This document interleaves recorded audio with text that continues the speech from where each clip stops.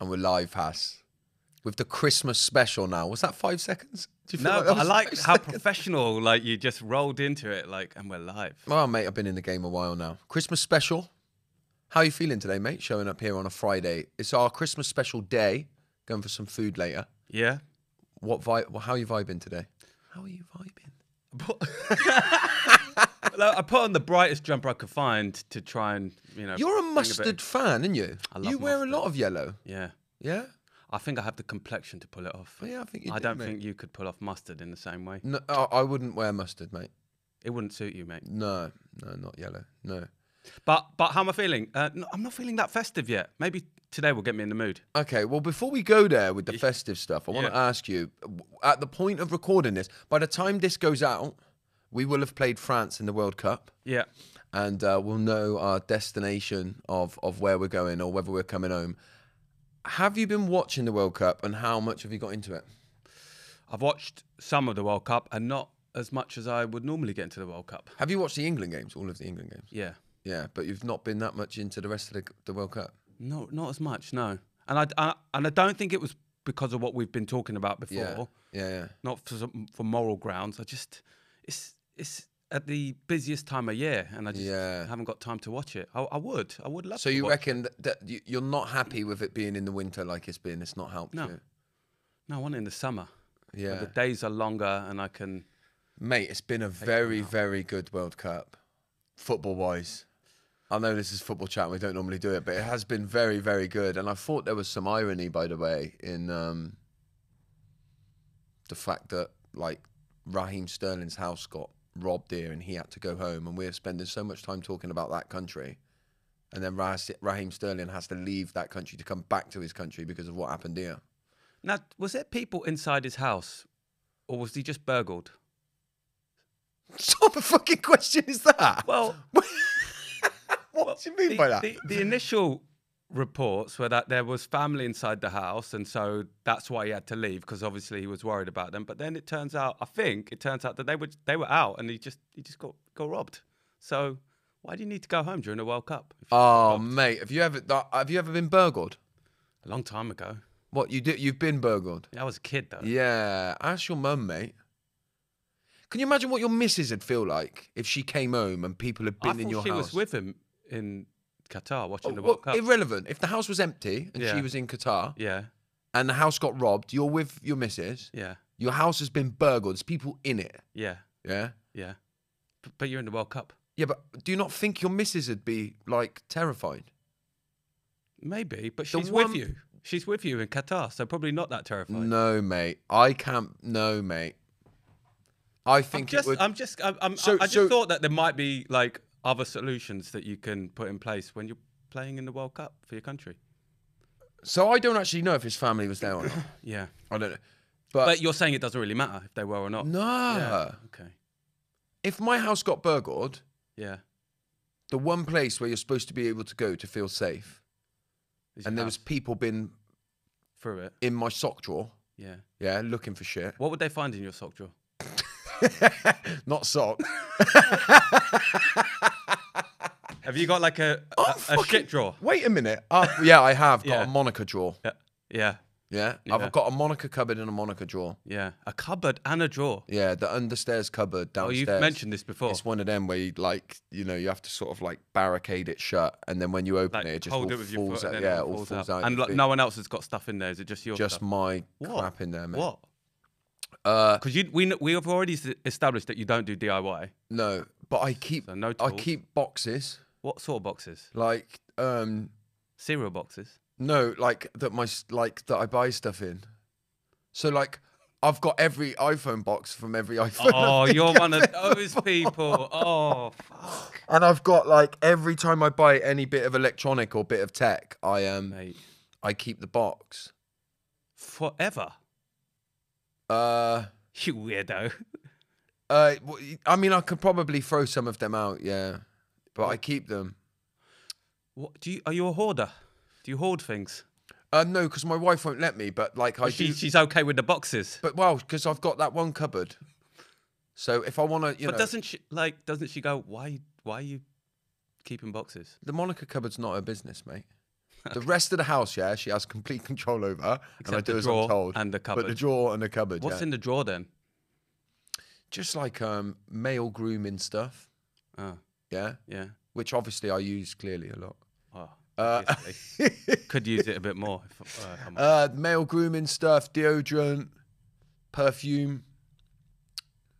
Isn't perfume male grooming stuff? Parfum, Or, mate. Yeah, I just thought I'd throw it in there. isn't it parfum? And then there's Is like, it parfum? yeah, maybe. Okay. But you're eau de toilette guy anyway. No, I'm a parfum guy now. Oh, shut up, mate. Yeah. Only at Christmas. Anyway, I want to come back a minute to the Raheem Stirling thing. Okay, yes. I'm sorry. very surprised at your opinion on this, Has. Okay. That you like, so you think he should have stayed, like, you think it's a bit, he's being a bit of a mount going back? Yeah. Honestly. Yeah.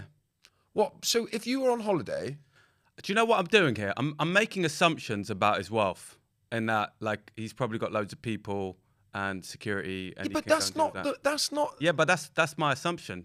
yeah, but That's what, it. all right, say, well, he has got security and all that. So Yeah. he has So got that. someone can go and look after it for a few days while he wins the World Cup, What? And then, and then it's 4 years where he can be back homely again. oh, I disagree All with right, you, we man. disagree. What, but so you think his family was there? You think his family is in the World Cup and they've all had to travel back? I reckon all his family was. Anyway, I think he's done us all a favour going back. Oh, 'Cause I don't want him playing He anyway. doesn't need to be selected. Yeah.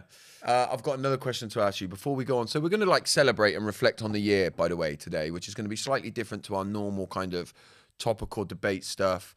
It does mean that we're not going to get to talk about the strikes that are going on. And I feel like I want to talk about them a little bit. Okay. Well, it's your week, so you Okay, make a choice. like, how do you feel about the strikes that are going on over Christmas? Bearing in mind that it's like the nurses, border force, and the trains, Trains, obviously. Yeah, buses as well, maybe. Yeah. Throw that in there. Make sure the buses are in there. Don't How do you count feel out about the it? buses. How do you feel about it? Same as I felt last time you asked me. All right. Don't give me the. I don't want the. The righteous answer. No. I don't want the. I respect all protests and I like that they happen. Do you back these protests? The point behind them. So there's a lot of people that are saying some of the narrative that I've seen. I don't want to stay too long here, so I probably shouldn't have brought it up at all. But some of the narrative that I've seen is like based around saying that they're greedy and everybody's got it tough and all that sort of stuff. Yeah. So do you think, or are you going to abstain and say you don't know enough about it to have an opinion? Well, I think that the average salary of the train drivers is something like 59,000. So I'm less sympathetic with that salary because I think there's a lot of people that are on the breadline, and I'm more sympathetic with people that where they haven't had an inflationary increase for several years, and so it pushes them into poverty. I'm not making assumptions that if someone on 59 grand isn't going to be pushed into poverty because who knows what's going on in their life. But I think when unions strike, it isn't just about one set of their union members. It's kind of all. What I will say about unions is that they need to exist, and so they have to drive action. The reason it's happening at the most inconvenient time is because that's how they get the government to listen. Otherwise, the government can kind of withstand it, as they've proven before. So it does inconvenience us massively. Yeah. But it is the moment that they have. It's the most powerful moment that they can strike. Here's my truth answer. I've managed to move all of my London meetings into this week, which means next week I don't need to come into London. So that's probably why I'm a bit more relaxed about it, because I'm not inconvenienced by it in the same way. If I was, I'd probably be pissed off. Would you? Yeah. I probably would. What about the nurses and that? Yeah, like what? Like how much shit do they keep taking until somebody listens to them? Yeah. You can't live without nurses or firefighters or police or whatever. Yeah. So just do it. The impact though, and this is the consequence, is people will probably die as a result of it. Yeah.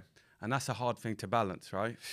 Yeah, but I guess if you believe that what they're doing is right, then they're not, you know, the blood's not on their hands. It's on the people who won't pay them properly. Listen, it's the government. Yeah. They need to tax corporations. They need to tax the wealthy, and they need to not make the hardest working, lowest paid in society pay for it. Yeah.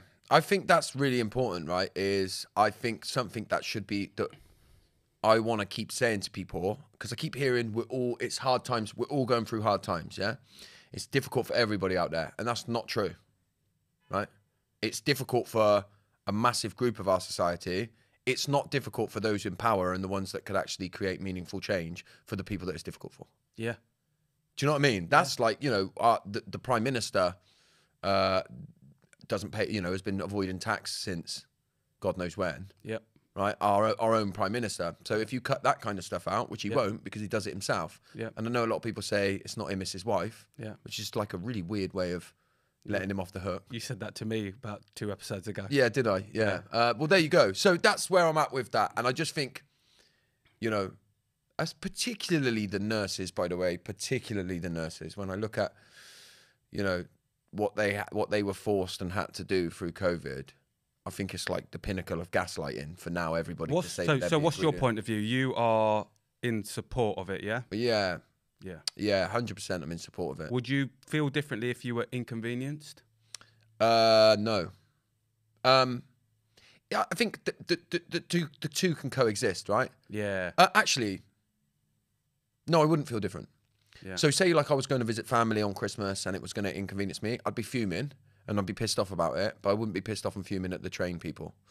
I'd be pissed off and fuming at the people that are not doing and giving them what they deserve. Same as if I was due to go in hospital or a family member was due to go in hospital, I'd be fuming at Rishi Sunak and the rest of the government for not doing something about it. Can you? I think that's shifted actually. I think that's shifted over the years because I think, you know, train strikes have been happening for years and years and years, and I think the ire used to be towards the, you know, the strikers, but now because it's all starting to kind of surface, right? That actually this is like a decade's worth of cuts and you know, and disproportionately benefiting the wealthy, and that's leading to this. It's like, you know, so it's just you know, everyone kind of gets that now. Yeah, and I think that's what makes me the most fuming, right? Is we've had this government in now for 12 years or whatever it is. Yeah, we should really know. We keep guessing at it, but yeah, about 12 years. It's about. I'm sure it's like 12 years. It might be heading on to 13 now. But like, look at the state of the country.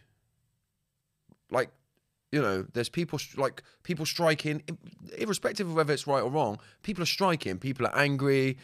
People are going to die because of this cold weather, because they can't turn their heating on because of the cost of living crisis. And so, and it's almost like, I don't know how you can look at this country and defend who's in charge of it, who's been in charge of it for 12 years. Yeah. You wouldn't be able to defend it in any other kind of demographic of people. If it was a company, you would come in and say, we need to get rid of the management here and we need to bring somebody else in because they don't know what the fuck they're doing. Yeah. And so I just think I think that's mad. And I think they're very good. We talked about it on the last podcast, but they're very good at directing people's anger to the people whose fault it's not. Yeah, we've talked about that. Do you know what I mean? And that is gaslighting. Did you watch... I'm going to ask you a question. If the answer is no, I'm going to move on. Did you watch Harry and Meghan? No. Have you watched any of that on Netflix? No. Okay. I watched it last night. I thought you were going to move on. No, I'm going to just... I'm going to stick it from... I think it's worth watching, by the way. Okay, I will. The first episode was all about how hounded they are by the media. Okay. Which, interestingly, the media haven't once mentioned in the run-up to this being released, which is funny, isn't it? Yeah. Which also reminds me, I just want to talk about this quickly, that Piers Morgan has ruined Ronaldo's career by the look of it. Ruined it? Yeah. Oh, there's rumours he's going to leave the World Cup and go home because he's been dropped and that. Ah. So, yeah. Piers Morgan did it, did he? Yeah, with his giving him the interview, he thought he's like made his career and helped him out. Not Ronaldo. No, it's definitely Piers Morgan's fault. Okay. Yeah. Everything's Piers Morgan's fault. Okay, so look, I want to spend the rest of the time that we've got doing the yearly reflection, which is different to what we normally do. However, I think we do this every year, don't we? Do a bit of it, yeah. We do this in the last episode of most years. Yeah. So I've put together some questions for both of us, really, that I'm going to throw at you. You'll answer, then I'll answer, and we'll see where we go with it. How do you feel about that? Scared. Scared, good. So the first question I'm going to ask is, looking back, we're going to start with this one. Looking back, where did you misplace your energy mostly this year? Oh, I think misplaced energy. Focusing on where I'm failing. I did a lot of that this year. Okay. Feeling like a lot of pressure to perform, and just focusing on what I'm not doing well. Bit of that. That was misplaced? I think so. Yeah, okay. I think so, because actually I think the energy it takes it's not net neutral. It's like it's pulling energy away from other things. Yeah. I spent and I think connected to it is I probably spent too much time doom scrolling.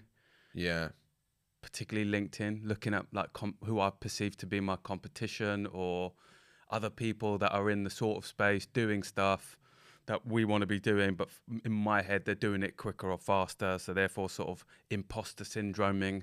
So I think that's probably where I've spent, well, wasted energy really. Yeah. Wasted energy, I'd say, around just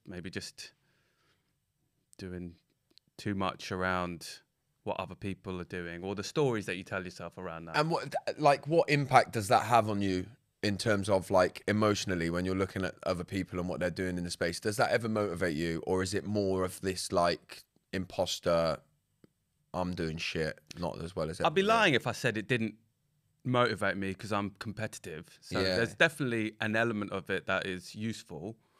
But I also think on balance it's unhealthy, because you just need to focus on what you're doing, what your team's doing, and just forget about the rest. That's why I say put your blinkers on and just go for it, right?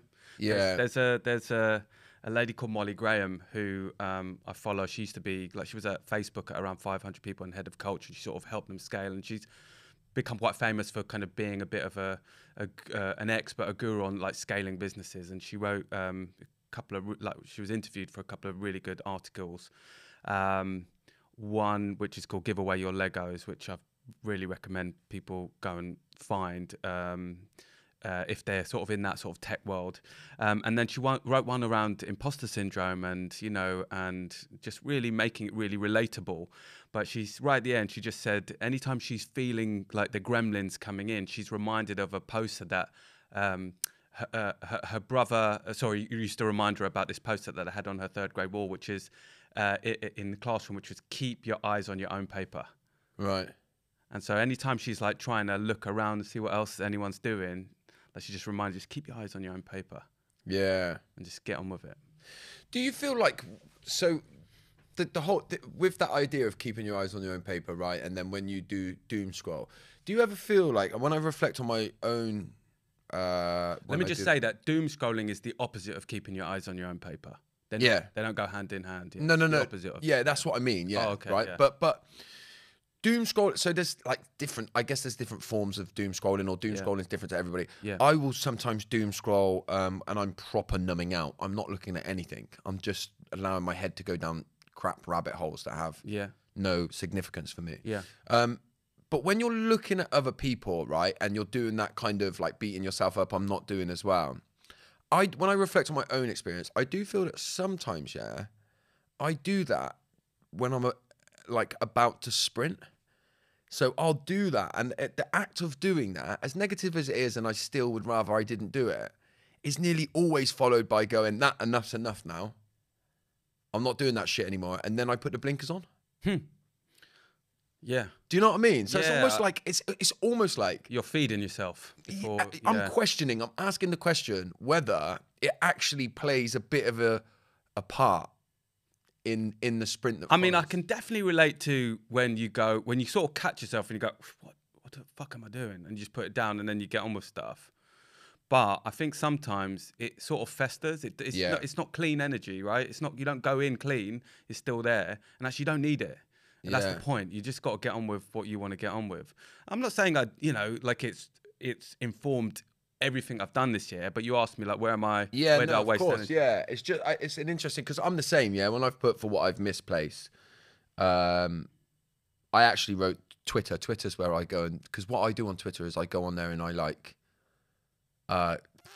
get angry. It's with your, people. it's like your alter ego, though, isn't it? It's like it's like Beyonce's Sasha Fierce. That's your version of it, isn't it? Where you can go and just get your gnarly side out. Well, I do think so. I believe we have, and I've talked extensively about this, but I believe that we have our shadow parts, yeah. So we have loads of parts of ourselves, and Twitter is where that kind of angry, almost twisted part of me goes.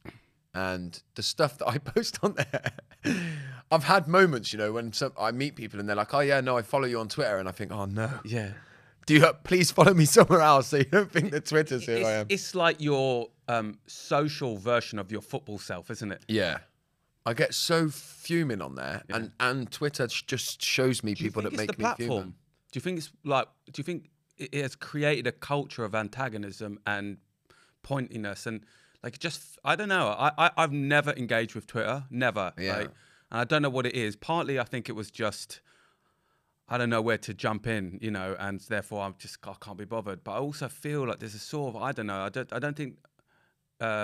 I've ever felt personally that it's a very inclusive sort of culture platform. You know what I mean? I think it's more that it's like just a free for all on there, and you don't build community on there, and you just get shown anything on there. And if you want to do well on there, you be polarizing and you antagonize people. Yeah. That's what does well on there. Yeah. So Piers Morgan, who I mentioned earlier, is massive on there, and he knows what he's doing. Yeah, he posts stuff on there where he is just being That's how Donald Trump became president. Yeah. And others, and like you rightly always say, there's the left-sided version of that always as well, right? Yeah, but that is where I go, and I think to myself, that's when I think I need to get off here. So I get angry. It makes me proper angry. You're getting angry thinking about it now, aren't you? Triggers me on there. Yeah. What else? Like anything else? In hindsight, so I've just got Debs on now, who has come on into the business to help me kind of implement systems and really drive forward and look after the things that I'm doing. In hindsight, I could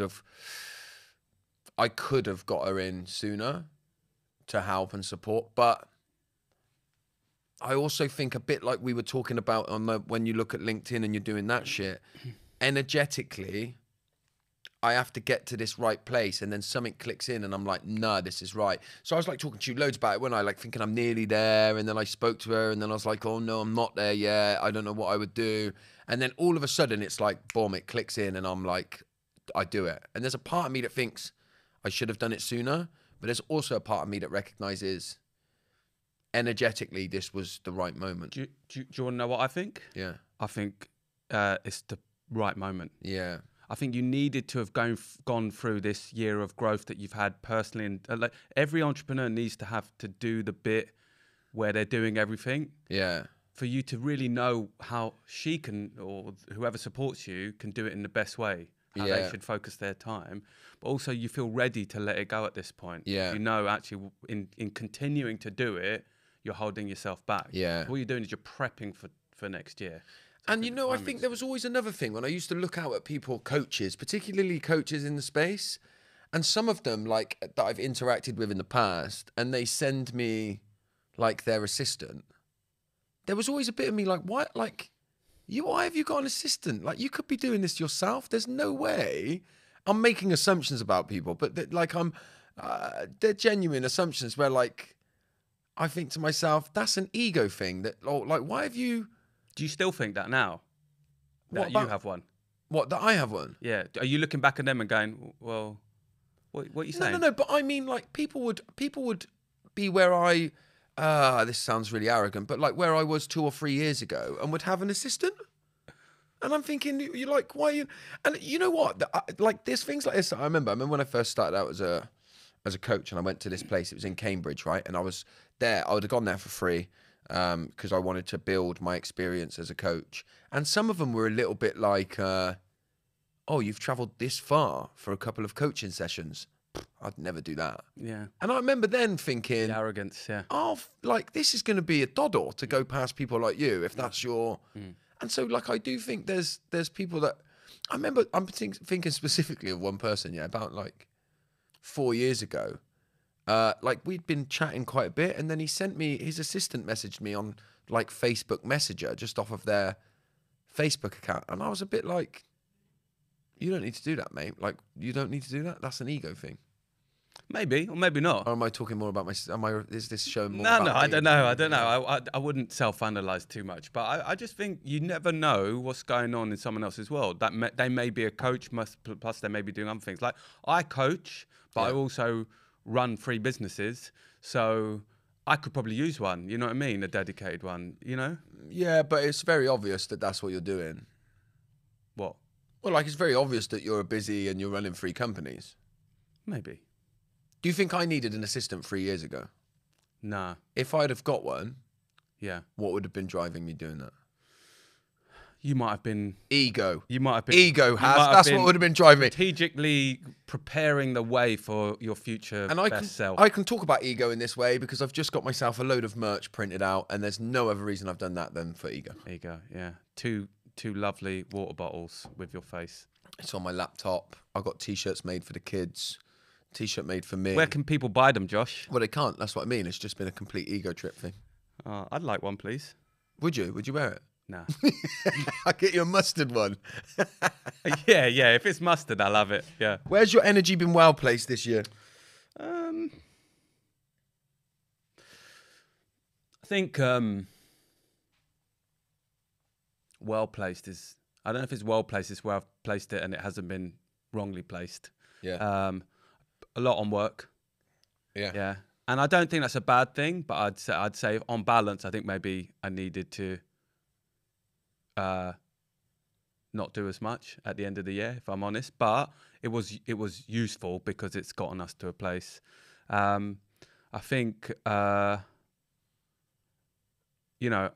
made more effort to be present at home. I haven't nailed it. I think there's circumstances around that which we might get onto later around kind of what's been taking my time and energy this year. And I think more latterly, focusing on health has been good for me, and I've been doing that for the last couple of months, and that feels pretty good. Yeah, good. How about you, mate? Yeah, I think.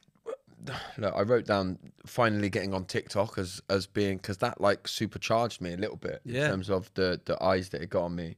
But probably more importantly has been that rest and time out. I think I've done that really well this year, like with the time away with the family and making sure that I build downtime. But I do fully recognize how much my family, and particularly Leah, helped me drive that because they've been away dog sitting for a week.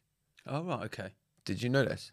I didn't know it. So they were at their mum and dad's, Leah's mum and dad's, looking after the dogs. Still there? No, they're back now. Okay. But rattling about in the house. My eldest daughter was there and my boy, but they're a bit older, so they're sort of in their room and stuff most of the time. Yeah. I realised like as I was doom scrolling so much more. I say to you often, don't I? I don't use my phone in the evening. Yeah. But I reckon it's mainly because Leah wouldn't have it any other way. Well, I noticed that you sort of were engaging in the evening. I thought that was quite surprising. Yeah, and it's because Leah wasn't it. Yeah. So then I was like, I was just on my phone, man.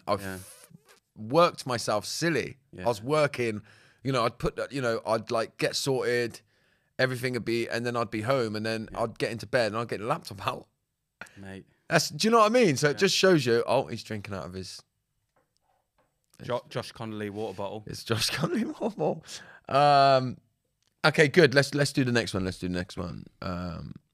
What areas, Hass, of your life made you the happiest in the past year?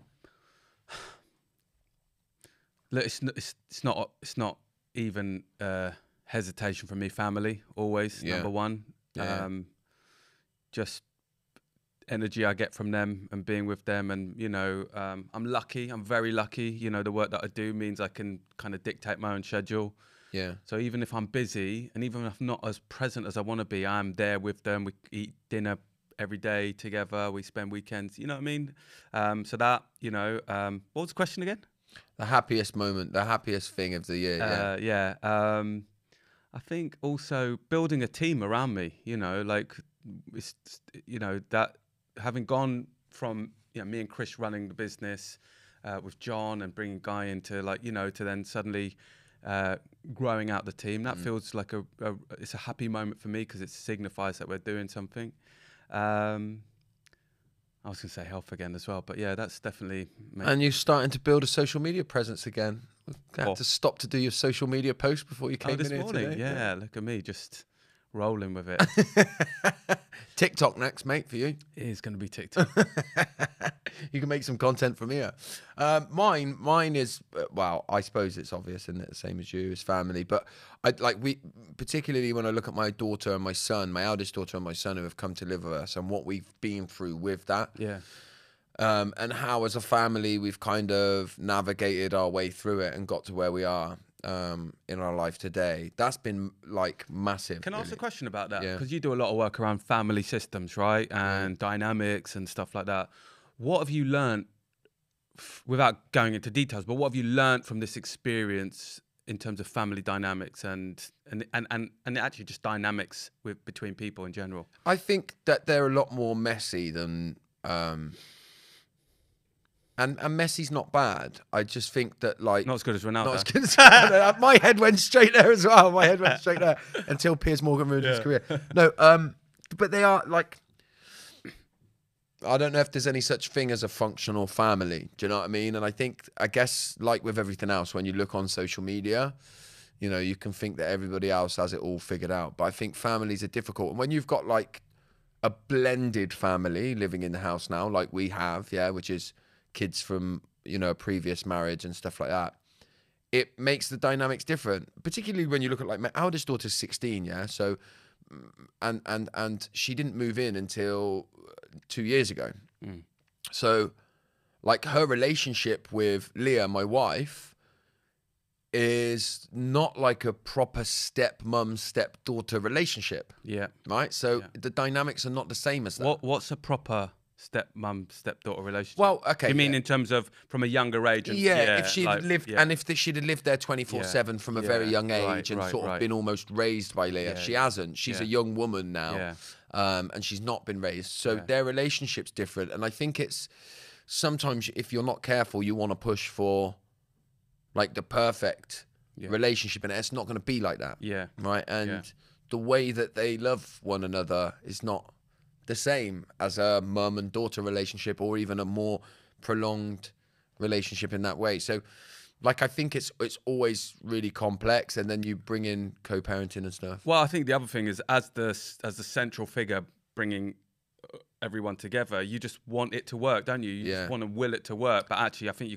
you've got to recognize that these are independent relationships that need to form, and then will take time, and some might happen really quite quickly, others will take ages. It's going to be a bumpy road along the way. And especially when like I'm terrified of conflict. I'm always trying to avoid any kind of conflict. Except when it's with me. Except when it's, I love arguing with you, or on Twitter, apparently. Yeah. No, but like, I'm terrified of that conflict. And so like that can make me mismanage situations if I'm not careful, yeah? Because I'll talk all about getting your emotions out and making sure everybody gets the opportunity. But because I'm so terrified of crisis, if I'm not, of like arguments and stuff, if I'm not careful, I sweep emotions under the carpet in a way to try and avoid any kind of conflict. Yeah. So I have to be really aware of that, and I have to go through the discomfort of allowing conflict and allowing relationships to go through their own, like you said, their own kind of struggle and come back to where they need to be. And that's not easy. And I think also people just don't like being managed. No. Yeah. Especially in the home environment, right? So like if you try and manage situations artificially, inauthentically, without integrity, you're never going to get to where you want to get to. Yeah. And it leads to like emotional suppression, right? Where everyone feels like they can't really say what they want to say because I'm running around trying to stop everybody falling out. Yeah. You can't do that. You need to let people fall out and build relationships in that way. Yeah. When you're all living under one roof. Yeah. You know, and you know, you throw in all the stuff where they've not grown up under our kind of family dynamic and our rules and the things that we do, so they've had to relearn and all that. But as difficult as it all is, to bring it back to why it's a happy thing, is just how well we've done, you know. And we have done amazing. Like the relationships between all of us now are, at one point I didn't think we'd ever get anywhere near where we are. So it's good to be there, man. And what is that? Is it just letting it breathe, really, like, and let it happen, right? And everyone probably doing a little bit of compromising and a little bit of growing as Yeah, well. all of that stuff. But on a personal level, it's been going through that discomfort of those difficult situations and thinking, no, I want to face this head on and I want to do that. And like, that's, you know, I used to spend my life running away. I'd have ran away a long time ago back in who I used to be. And this is the thing, I think, you know, when you think of like healing journeys and that are not about like being enlightened and sort of nothing affecting you in that way. It's having the ability for things to affect you deeply and being able to kind of navigate through Find them. a way through it. Find a way through them with a knowing that you'll get there somehow. Yeah. Yeah. Yeah, I love that. Let's do another question. All right. Now I'm going to go to this one. I'm going to miss one out because of time. If your year got turned into a book or a movie, what would the title be? I don't want to pretend that you didn't give me a heads up on some of these, so I've already thought about this one. Yeah. Everyone has a plan until they get punched in the mouth. No, you can't steal Mike Tyson. Mike Tyson. Yeah, it is Mike Tyson. Okay. Yeah, I can, and I will, and I did. He'll probably want rights out of that. He'll probably smack me in the mouth. Yeah. The context for that is on Wednesday, this Wednesday next week, my business partner of 8 years, Krish, who you know very well, is leaving the business. And earlier on in the year, we had a plan where we were working towards one kind of North Star and future, and I got punched in the mouth. And so we had to just pivot and change, and that's really dominated my last 6 months. It's all good. You know, I sort of referred to it a little bit on the podcast, and I think because I wasn't talking about it, I was sort of referring to like this big stuff going on. I think you had to sort of say, "Oh, listen, just to be clear, it's work, that something's happening at work," because I think people might have started to think maybe there was something wrong with my health or something. But yeah, it's big. You know, it's big. We're a small business, and we've built it together. And he's not only my business partner. I think that's doing him a disservice. He's one of my best mates, and he's emigrating. He's following his heart, following his dream, moving to British Columbia, and I'm really happy for him. But yeah, it was a big old punch in the mouth. When does he move, by the way? He flies out on Wednesday. Wow. Yeah, and then he's scouting for, I'm telling his journey, but yeah, he's scouting for about 4 months, and he's going to be out there, and then probably his next trip back, he'll do a few things, and then they'll move out. What was the journey like of doing that? Because at one point it didn't. It sounds very positive and stuff now, but there must have been times when it wasn't. Well, I mean, we've been sort of talking about this journey for a while. We've had, under various forms, and in a way it wasn't a surprise, but we just still had to navigate the reality of it. It was one thing I know about myself is I can get to decision making and very, very quickly. It's one of my strengths. So I was able to reflect on it pretty quickly and then get okay with a different future. And then it's just about making it all work. So, we spent the last few months just letting our clients know and making sure they're all right. And the good thing is that Chris is actually just evolving his role. He's not just disappearing. He's going to be playing a different role with us, but he is still going to be very much involved, just not running the company with me.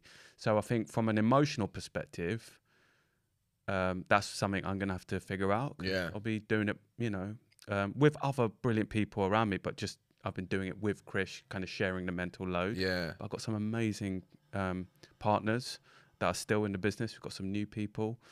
So yeah, I feel pretty excited about it. Difficult conversations along the way with him?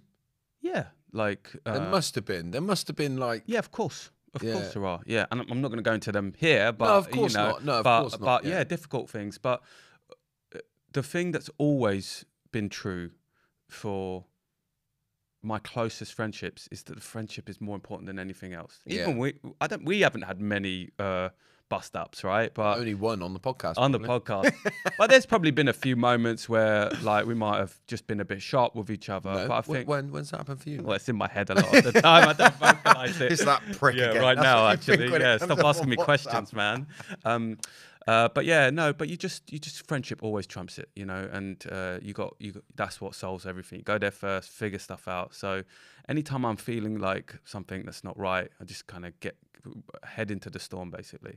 How about you? What would you have on the front cover of your book? Mike Tyson. I was going to say, would you have Mike Tyson? No, just a on it? boxing glove. Or would you have like you looking longingly into the future on the front? That's what you'd have it, wouldn't you? All right. Whatever. In mustard yellow. So I tried to in mustard yellow. Yeah, I tried to with my one. I tried to think of like I'm not as good at titles as you, am I? No, you're not. And this year has felt very much like fertile ground. Is that the title? Is it really? Oh, I feel. Oh, I don't know what. Give me a title. What's it called? Okay, let's. What is it? Fertile ground. Well, yeah. What do you want me to do? Just steal a quote off someone. It's better than coming up with fertile Right, ground. Gardener's World. Tend to your plants. No. Because the point is, it's not about the plants. Yeah. The Yeah. point is that I've been. Okay, go on. Sorry. Yeah, fertile ground. I can't wait to watch this at the cinema. It's a book, mate. I can't wait to read it. To help me You go don't to read sleep. anything, mate. No, you I buy don't. books and put them on your shelf. Yeah, like the. We're gonna one- fucking fall out again in a minute. Like, All right. I feel like I need a better book. No. Listen, All right, go no, with it. No, You've. the shitty ground is the most fertile. That's true, though, isn't it? It is true. That's somebody else's quote. Yeah. Oh. I can't remember whose. Okay. No, I like fertile ground. It's good. Preparing the ground. oh yeah, that's much better, isn't it? Well, what I thought. Well, it's not better. Is it the ground that you're like celebrating? I'm celebrating the fact that. Why's it got to be a celebration? I don't know. Because this year has felt very much like, like last year was when you when you when you put the seed Seedling, in the fluff, Okay. in wet fluff at school. Cotton. Wool, Yeah. Yeah. And then the little shoot comes out. Yeah. And then you put it in the soil. Yeah. This year has been about like getting that soil The right. germination or no? This. No, the fertilization.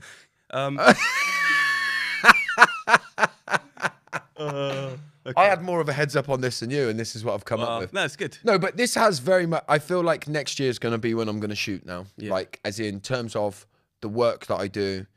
I've had a massive year that has like proper. From like, it felt like it was like it's coming, and then from like August is when it's just gone bam, and it Yeah. has been quite overwhelming for Yeah. me Yeah. in the last few months. Yeah. That's why it's been so good to get like Debs on board, because my life is changing. Like, and it's like, I always saw the change and I always believed in the change, but now the change is like, Here.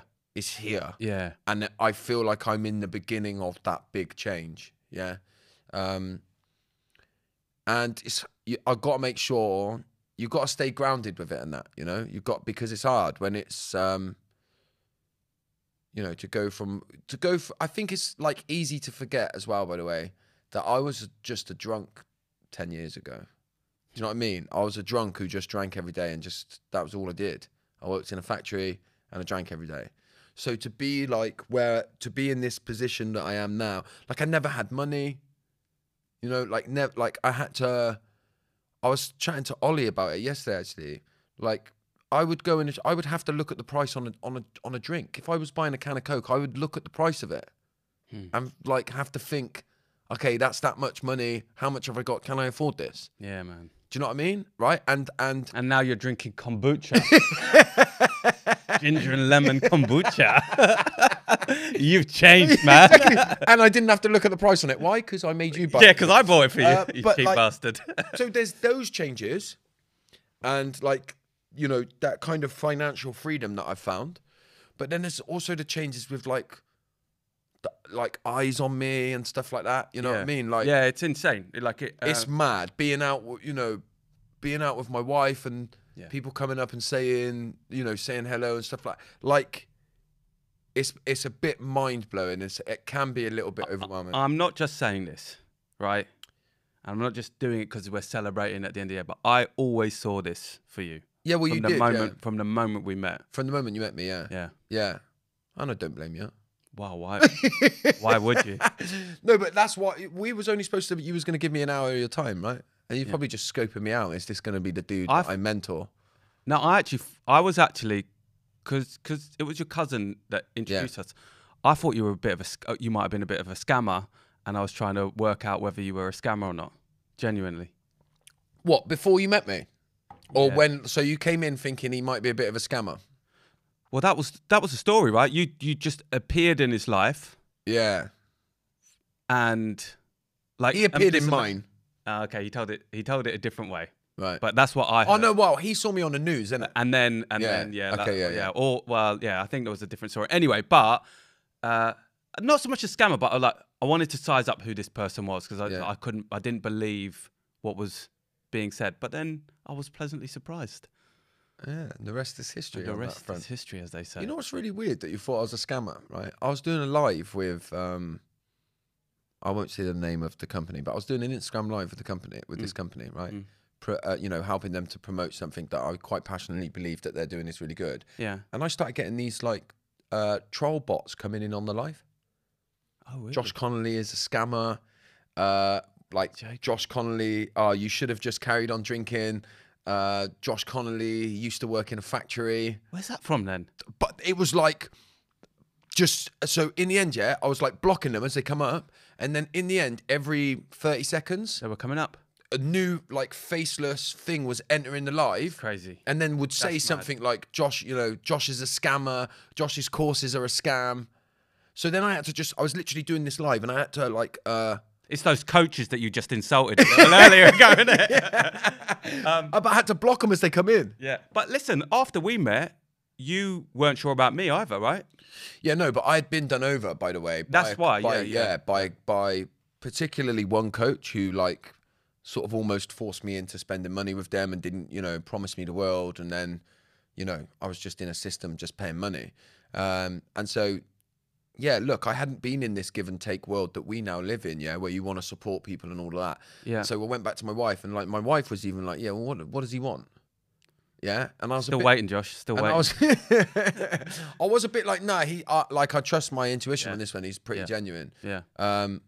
So yeah, man. But for it to have come, you know, it's been like 5 years now, and so to be in this place where I really do feel like next year, it's just gonna. I think it's next year's the big one, mate. The big year. Yeah, I feel like that. So we would have had more time if you didn't go into the strikes earlier. I like this bit better. We didn't even do a check-in either. We've got like 5 minutes, haven't we? Yeah, we got 5 minutes, because we started late, didn't we? Yeah. Because you were... do you know what? I did write down another answer for my film or book. I wanted to say... On Deadly Ground. Have you ever seen Big? Yeah, I love Big. Yeah? He's called Josh in it, isn't it? Oh, yeah. So that would, like... if I was to pick a film that could sum it up, a bit like you did and cheat and just actually pick something that's already exists, I would have picked Big. Because I do feel a little bit like that. You're a kid now in an adult body. Or I feel like I'm living like somebody else's life a little bit. You know, when I'm like doing this stuff now and it feels a little bit surreal to me. That would have been so much better than Fertile Ground. Fuck, man. I you wrote messed that up. I know, man. It's one of my favourite movies as well. It is one of the best movies ever when they're on the piano in the... mate. Messed up. So that's... You can't go back in time. No. But if you could go back in time, where would you go? It was weird that video came up on Brunel Rooms after that. But yeah, mate, I do feel a bit like that. Good. I'm gonna watch that film this Christmas. Yeah, I'm gonna make the kids watch it. What's your favourite Christmas film? Quick. I want to say Elf. Okay. Yeah? Yeah. What, is that not good? No, I love Elf. What's your favourite one? My kids always take the piss out of me for this because it's not actually a Christmas movie. It's a Thanksgiving movie. But we watch it around Christmas time. Right. Planes, Trains and Automobiles. You ever seen it? No idea what it is. No. Oh, mate, you have to watch it. So good. Maybe Home Alone? Oh, yeah. Home Alone. It's a bit of a must-watch, isn't it? Yeah. Absolutely. The kids like The Grinch. Yeah, the new Christmas Chronicles, that's like... What about happening? Snowman? Nah, man. It's shit. What? What, the cartoon Snowman? Yeah, shit. Why is it shit? Just It's boring. Why? You know it is. It's not. You watched it boring. when you were a kid. They Yeah. made you watch it at school. You've got these twisted memories of it being good, but it's not. It's not. It was on the other day. It's shit. It's not. It is. Get out of here. Right. We're going to finish with one more question and then All right. I think we'll be done here. Yeah. We're not going to do reasons to be cheerful. What we're going to do, I'm going to ask one of the questions about what's coming for the year ahead. Let's do, should we, what? Well, no, I'm waiting. Oh, right, with anticipation. Yeah. Should we do word of the year? Okay. Okay. Or do you not want to say yours? I don't mind. All right. Are you doing word of the year this year? Yes. And what's your word? I'm going to sound like a wanker.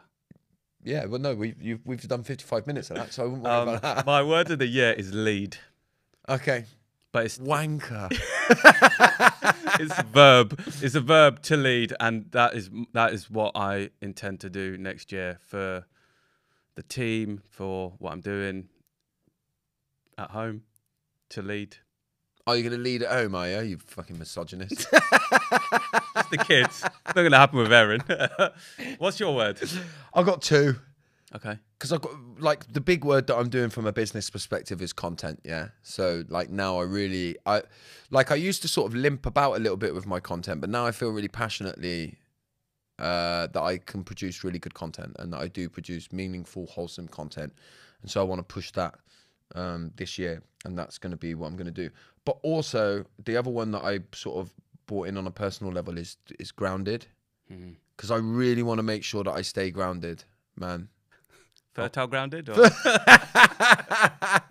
I love it. I want to be like AJ. Yeah. Stay humble. Oh, yeah. Content and grounded. Yeah. Nice. Yeah, the Nice. two can coexist. Yes. Has, I've enjoyed this. Me too, mate. That's it now until next year. Yep. And In January. we'll be back in January and we'll be going again. And this podcast is only going to get bigger.